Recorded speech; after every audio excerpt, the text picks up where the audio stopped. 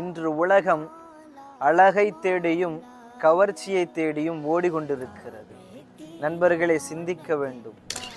காபா கருப்பாக இருப்பதினால் அதனுடைய அழகு குறைந்து விடுவதில்லை. கஃன் துணி வெண்மையாக இருப்பதினால் அதை கொண்டு யாரும் மகிழ்ச்சி அடைவதில்லை. நண்பர்களே, மனிதர்களுடைய வண்ணங்களில் இருப்பதல்ல வாழ்க்கை, அவருடைய உள்ளங்களில் இருப்பதுதான் வாழ்க்கை.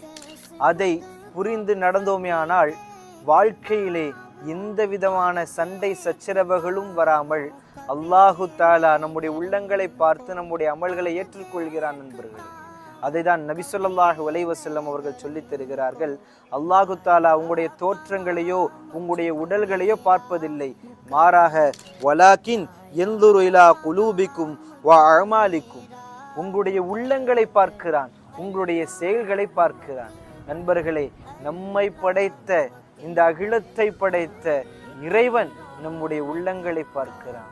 நாமும் இன்ஷா அல்லாஹ் மற்றவருடைய உள்ளங்களை புரிந்து கொள்வோம்.